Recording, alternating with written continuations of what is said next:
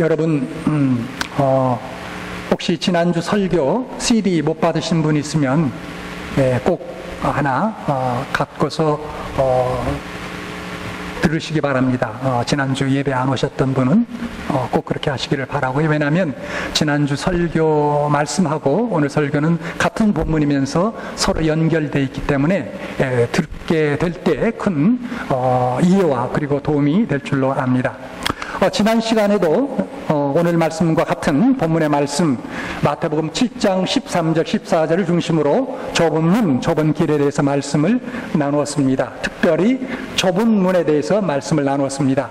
좁은 문이란 예수 그리스도를 하나님의 아들로 고백하고 그분을 구주와 주님으로 믿기로 작정하는 사람들이 발을 들여놓는 문이 바로 좁은 문입니다.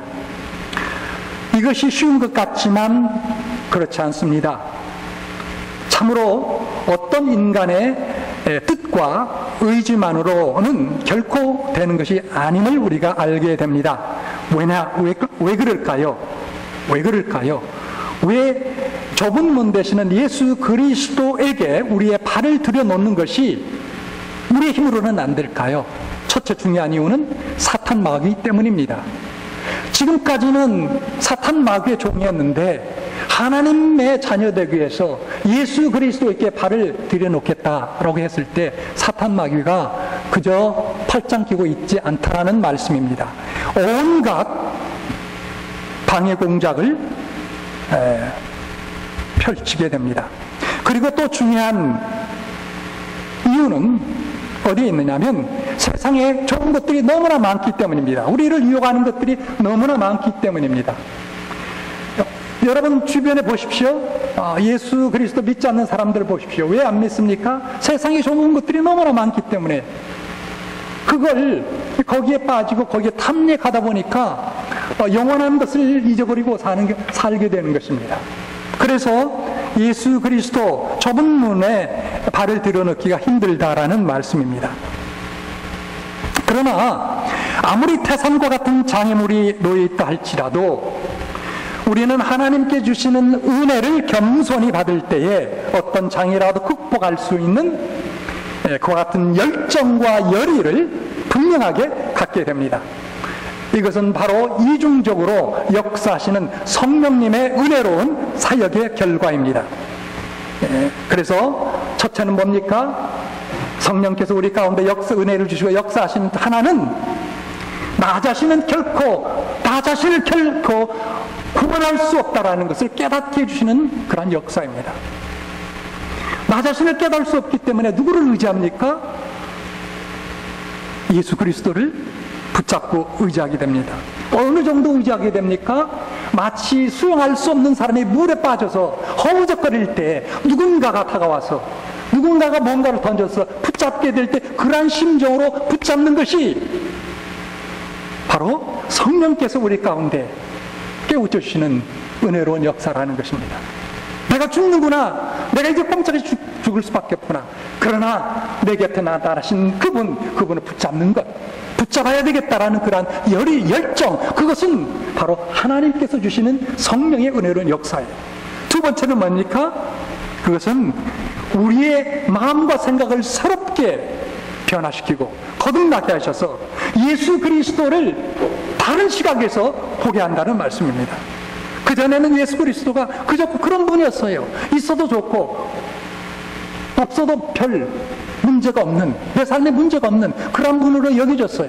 여러분 과거에 그렇지 않습니까? 그러나 하나님께서 은혜를 주시고 말씀을 통하여 점점 깨달아지는 것이 뭡니까? 이 세상의 모든 아름다운 것을 다 총체적으로 모아낸다 할지라도 예수 그리스도의 그 아름다움을 초과할 수 없다라는 것, 항구할 수 없는 우리 주 예수 그리스도의 아름다움과 전능하신 능력을 깨닫게 되고 확고하게 그분을 붙잡고 사모하는 마음을 갖게 되더라는 것입니다. 이게 성령의 역사예요.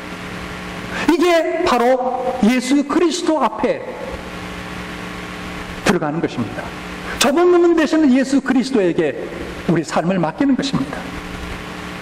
그런데 여러분, 이제 중요한 사실이 또 하나 있습니다. 그게 뭐냐면, 좁은 문으로 들어섰다고 해서 모두가 다 좁은 문을 걷는 것인가? 이게 문제입니다. 좁은 문을 들어선 사람이 좁은 길로 가는 것은 너무나 당연하고 상식적인 문제인데, 실제로 그렇지 않은 경우가 더 많다라는 것, 이것이 문제입니다. 사랑하는 여러분, 여러분은 좁은 문으로 들어왔습니까? 좁은 문으로 들어온 사람은 좁은 문으로 걸어가야 됩니다. 그러나 들어왔고서는 겁이 나서 걸어가기를 싫어하는 경우가 있습니다. 넓은 길을 기어기어로 가면서 적당히 그저 교회에 드나드는 경우가 없지 않아 있습니다. 저나 여러분이나 우리 모두 우리 중에 어떤 분들도 그런 신앙생활을 하면 안 되는 것입니다. 이것은 바른 신앙생활을 하는 것이 결코 아닙니다. 사랑하는 여러분, 이런 신앙생활로서는 영생을 얻을 수 있다, 천국에 갈 수 있다고 아무도 장담하지 못합니다. 우리는 좁은 문을 통해 천국에 들어가지만 그 문을 통과했다는 증거는 무엇입니까? 현재 좁은 길을 걷고 있는가? 바로 이 사실입니다. 사실 오늘날 복음을 제대로 전한다고 하는 복음주의적인 교회에서도 천국에 들어야 하는 방법을 가르치는 설교는 많지만, 천국에 들어갔다라는 증거를 강조하는 설교는 찾아보기가 극히 드문 실정입니다.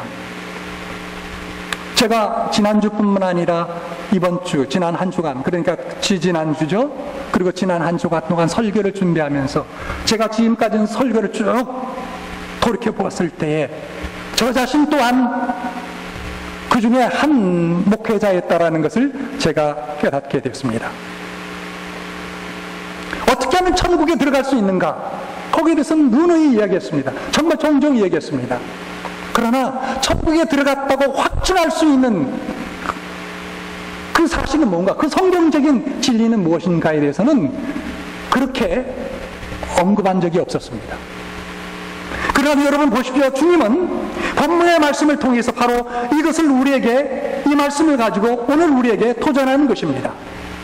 좁은 문을 통과했다는 증거는 현재 좁은 길을 걷고 있는 사실에 의해서만 확인할 수 있다라는 그런 말씀을 주님께서 오늘 우리에게 주시는 것입니다. 그러므로 여러분은 좁은 길을 가고 있는 하나님의 자녀입니까? 한번 점검해 보시기를 바랍니다. 특별히 오늘 이 시간을 통해서 저는 여러분들에게 세 가지 질문을 드리고자 합니다. 이 질문에 대해서 여러분이 어떻게 대답하느냐에 따라서 좌우가 결정될 수 있을 것입니다.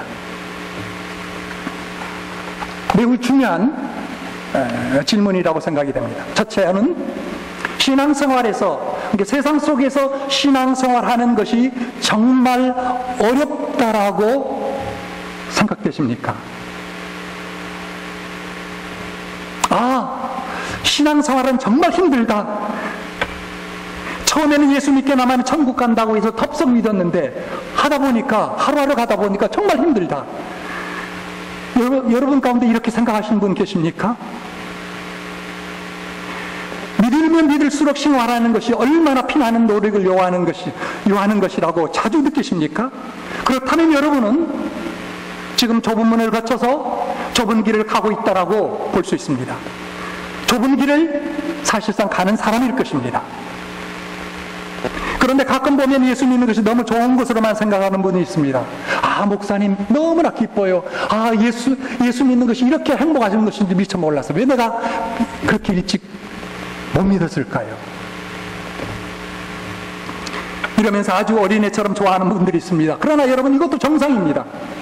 예수 믿으면 정말 기쁩니다. 예수 믿으면 정말 행복합니다. 사실상 한번 돌이켜 보십시오. 예수 믿는 것, 그거보다 더 기쁜 거, 그거보다 더 소망스럽고, 그거보다 더 행복한 그런 요소가 우리 삶 가운데 뭐가 있겠습니까? 그러나 여러분, 그렇게 마냥 좋아하고 기뻐하는 것만이 신앙생활이라고 생각하는 사람은 아직도 어린아이 수준의 신앙생활입니다. 우리가 어린아이들, 7살, 8살, 그런 아이들을 데리고 등산할 때가 혹 있지 않습니까? 아니면 먼 거리를 걸어갈 때가 있죠. 애들이 산에 간다고 하면 얼마나 좋아합니까? 그러나 그 어린이들을 데리고 거기다 혹은 자기가 짊어질 수 있는 배낭을 짊어지게 하고 한두 시간 가파른 산을 올라갈 경우 아이들이 어떻게 됩니까? 아이고 나 죽겠네, 업어달라 못 가겠다고 아우성하면서 주저앉지 않습니까? 이것이 또한 정상입니다. 여러분, 신앙생활도 사실상 마찬가지입니다.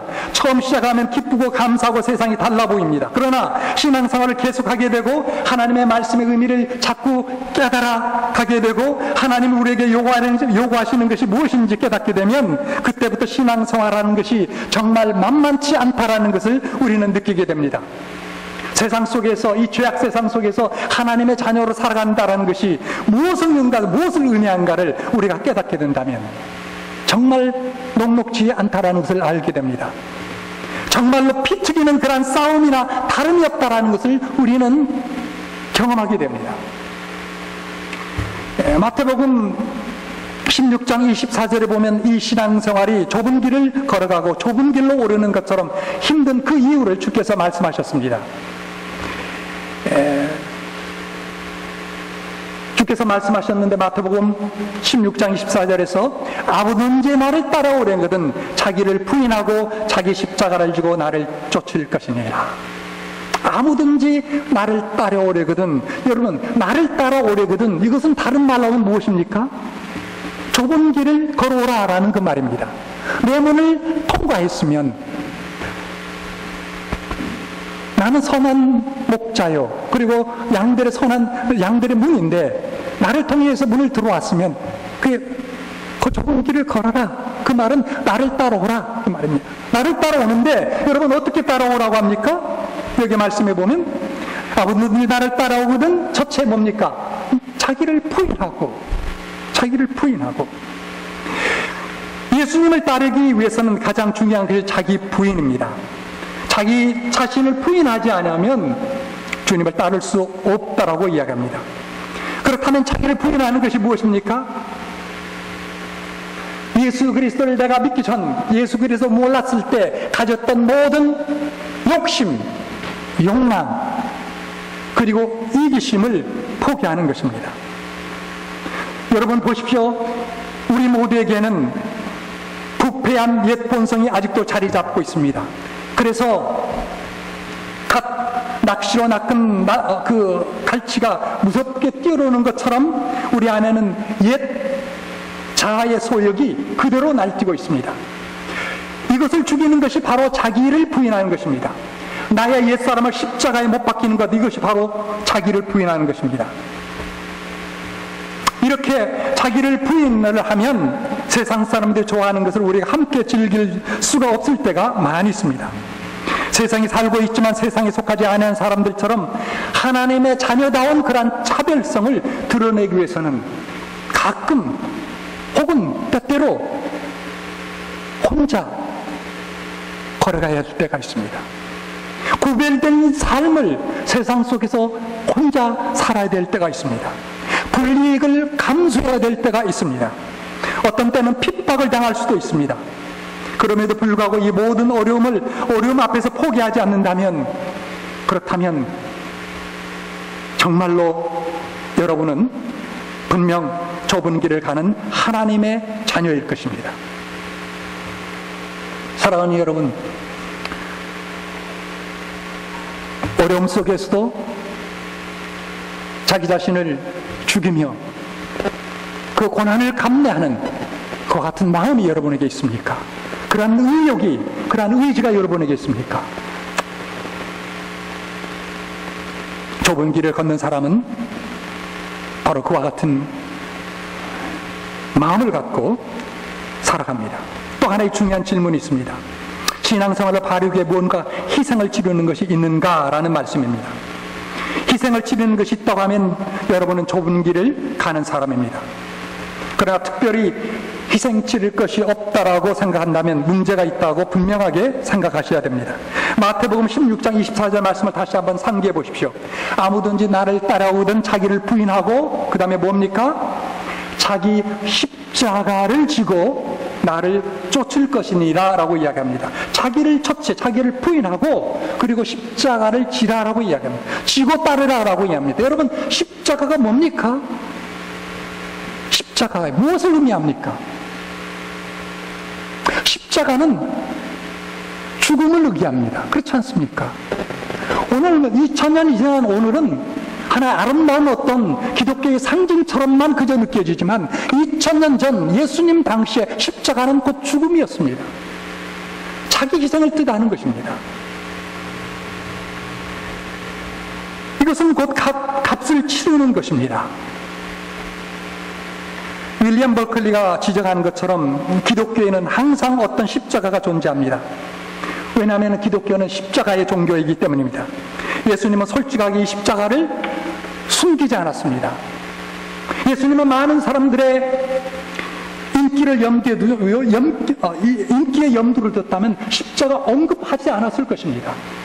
그러나 수많은 사람들이 주님 앞으로 쫓아나올 때 주님께서 분명하게 십자가를 이야기하셨습니다.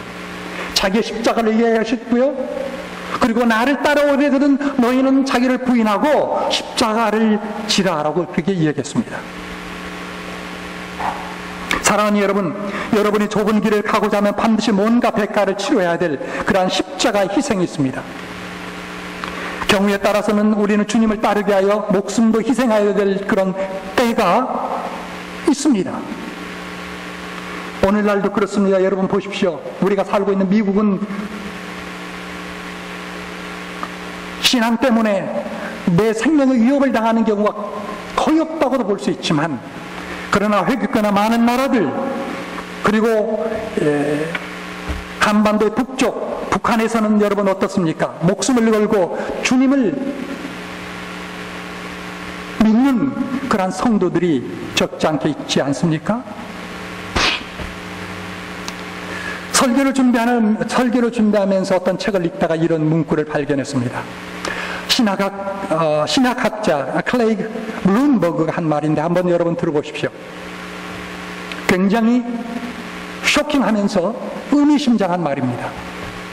그리스도인이 되는 것이 인기를 누리는 시대에서 측정된 참된 그리스도인들의 비율, 통계적인 비율, 그리고 신앙심이 깊지 않은 사람들이 공개적으로 고백을 꺼리는 박해의 시대에서 측정한 참된 그리스도의 비율은 그다지 큰 차이가 없을 것이다. 무슨 말입니까? 쉽게 말하면 이렇습니다. 저 보십시오.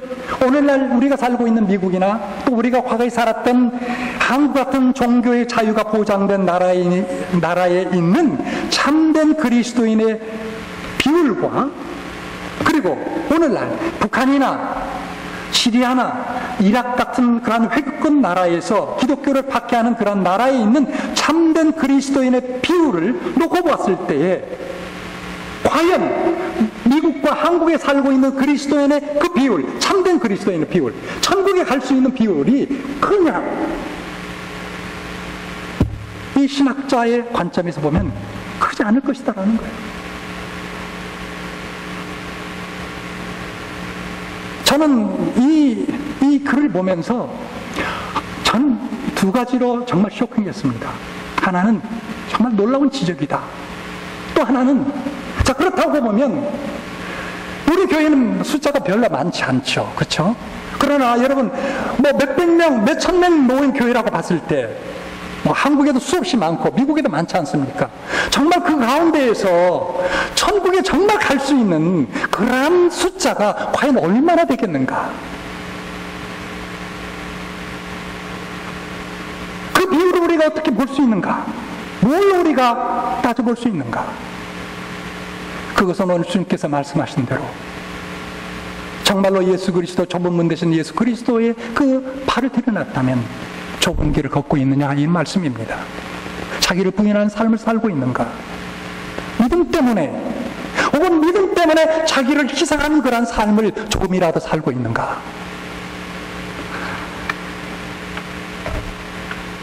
한 가지만 더 질문드리겠습니다.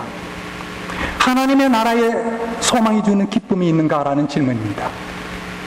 이 기쁨이 있다면 여러분은 분명 좁은 길을 가는 사람일 것입니다.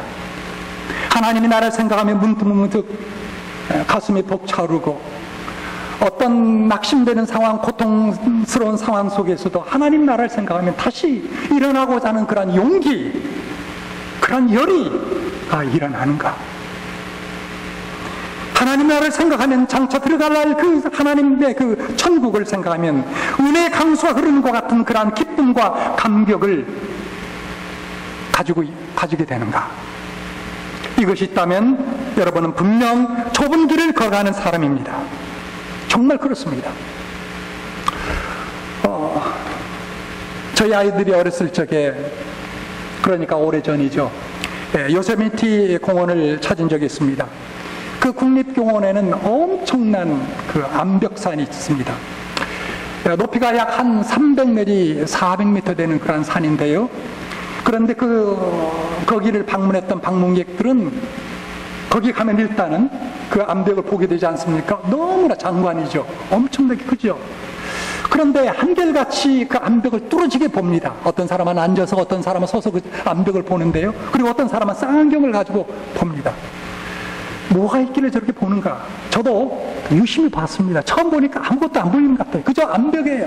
근데 몇 분 동안 가만히 보니까 참 놀랍게도요, 거기다 자의를 걸어놓고 밧줄을 타고 사람이 올라가는 거예요.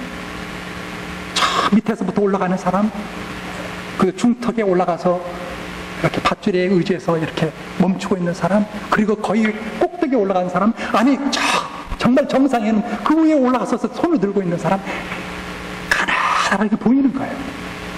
이야, 저걸 보면서 참 대단한 사람이구나, 세상에 별난 사람들도 있구나라는 구경을 한 적이 있습니다.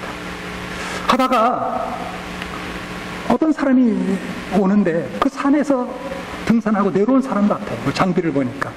그래서 물었습니다. 저기를 올라가려면 도대체 시간이 얼마나 걸립니까? 산 암벽을 잘 타는 베테랑은 24시간이 걸리고, 그리고 조금 서툴면 3일, 그리고 아주 초짜는 일주일이 걸린다 합니다. 3일 동안 올라간다고 하면 생각하십시오. 그 자일에 몸을 달고 올라갑니다. 올라가다 밤이 되면 어떻게 합니까? 멈춰야 되죠. 날씨가 좋으면 그래도 괜찮습니다. 그런데 가끔 비바람이 쏟아질 때 있고 온도가 급강할 때도 있습니다. 높은 그런 지대이기 때문에 얼마나 춥겠습니까? 그런데 거기 올라가는 사람들은 한결같이 생명을 걸고 그 밧줄을 붙잡고 올라가는 거예요. 그래서 왜 그렇게 올라가라고 또 물었습니다. 그랬더니 그 암벽 꼭대기에 올라가서 서는 그 기분, 아무도 알 수 없다라는 거예요. 올라가는 사람만이 알린다라는 거예요. 사랑하는 여러분, 우리가 여기서 깨달을 게 있습니다.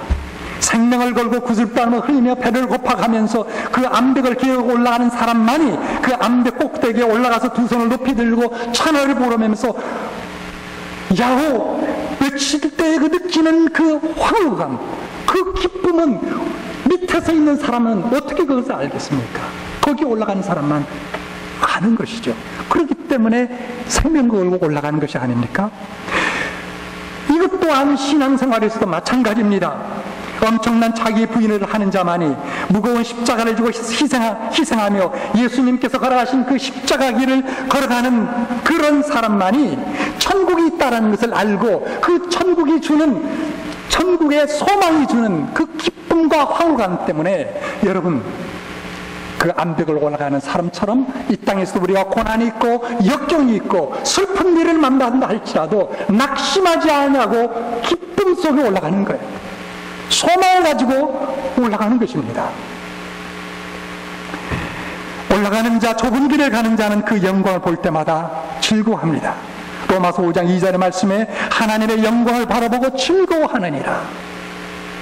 하나님께서 주실 그 영광, 천국의 영광, 영생의 영광을 보고 즐거워한다는 말씀입니다. 찬송가 544장에 보면 C.H. 가브리엘이라는 분이 쓴 가사가 있는데 4절에 이렇게 되어 있습니다. 화면 한번 보십시오. 한숨 가지고 죽음 없는 날 사모하며 기다리니 내가 그리던 주를 배울 때 나의 기쁨 넘치리라. 열린 천국문 내가 들어가 세상 짐 내려놓고 빛난 멸관 받아 쓰고서 주와 함께 다스리리. 여러분 기억나시죠? 다시 한번 돌아갑시다. 한숨. 자, 피아노 반주 없지만 우리 같이 한번 불러봅시다. 한숨 가지고 죽음 없는 날 사모하며 기다리니 내가 그리던 주를 배울 때 나의 기쁨 넘치리라. 열린 천국문 내가 들어가 세상 짐을 내려놓고 빛난 면류관 받아 쓰고서 주와 함께 다스리리. 열린 천국문 내가 들어가 세상 짐을 내려놓고 빛난 면류관 받아 쓰고서 주와 함께 다스리리. 사랑하는 여러분, 기억하십시오. 천국, 지옥 우리에게 과연 멀지 않습니다. 멀지 않습니다. 아니, 어떤 면에서 보면 문 앞에 와 있습니다. 사랑하는 여러분, 여러분은 지옥이 아니라 천국 들어갈 그러한 확신이 있습니까? 확증을 내세울 수 있습니까? 그게 뭡니까?